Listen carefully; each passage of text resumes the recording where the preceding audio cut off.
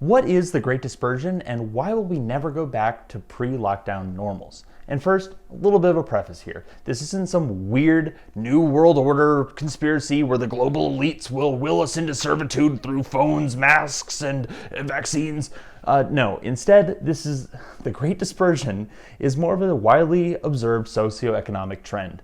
And this trend has some really interesting implications for the way we work, live, and socialize. So let's get into it. Professor of Marketing at NYU, Scott Galloway, defines the Great Dispersion in his book, Post-Corona, From Crisis to Opportunity. And it's the way that businesses and consumers will shift in the future. Galloway defines this as the ability to bypass traditional forms of distribution and their gatekeepers and disperse products and services directly to consumers. The Great Dispersion explains why businesses like Netflix, Amazon, and Peloton saw record levels of demand, while offices, movie theaters, Main Street, all are fighting for their lives. The main driver of this trend has been the 2020/2021 pandemic. And believe it or not, it's not actually the source of this trend. It's only been a catalyst. It's been accelerating this trend by about 5 to 10 years. Those aforementioned businesses, Netflix, Peloton, and Amazon, were doing just fine before 2020. But the force to online allowed these businesses to grow even more. Netflix, which started to disrupt traditional means of film and television, cemented streaming as the only way to consume new media in 2020.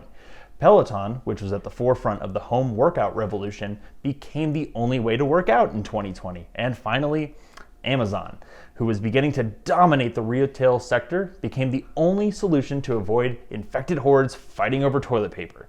Nothing here is that different or surprising. It only is happening faster and faster. Now that we've talked about what the Great Dispersion is, let's talk about who wins, who loses, and what it means for you individually as a consumer. First of all, let's go into the winners. The undeniable winners of the Great Dispersion are tech companies, large and small actually. These companies were prepared for the events of 2020 and they have exploded, profited, and grown like no other. Like it or not, these companies are growing and are poised to become the backbone of the economy going forward. Another winner of the Great Dispersion are workers and employees. With 2020 throwing a stick into the spokes of the 9-to-5 grind, many businesses were thrown into remote and hybrid environments with varying levels of success. Luckily, we're at the technological tipping point for a lot of remote work and have elevated it to unseen levels. 72% of companies say that with remote work policies, their workers have been more productive. And as the tools only improve going forward, I could see the dreaded office cubicle fade into obscurity.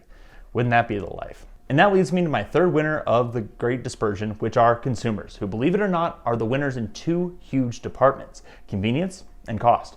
I never thought about going to my doctor's appointment as being a hassle until my first telemedicine appointment. And now I don't think you could pay me to sit in a brightly lit room filled with fish tanks, Good Housekeeping magazines from 2014, and of course, whining children.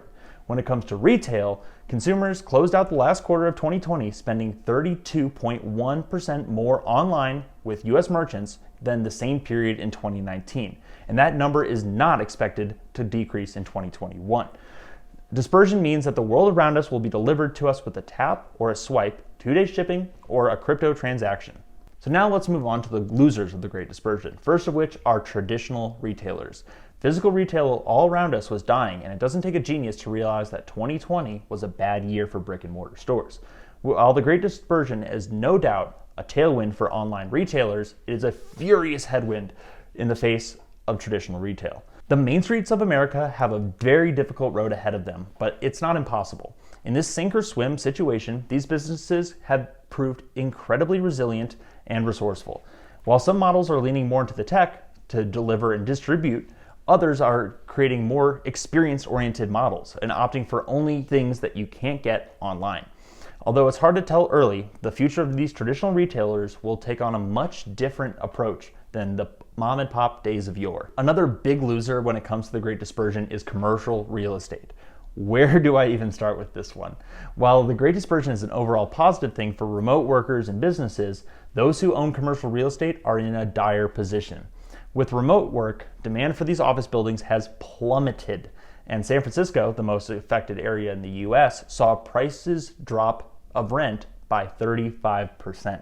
In fact, the demand has been so low that has led San Francisco's own Pinterest to pay $90 million to terminate their lease early. That's insane. Plus, other tech companies like Twitter, Dropbox, Yelp, and Salesforce have announced policies that allow their workers to work remotely indefinitely. While the tech to enable this is finally viable, commercial real estate companies will have a hard road ahead of them transitioning these big, huge spaces back into the profit machines that they once were.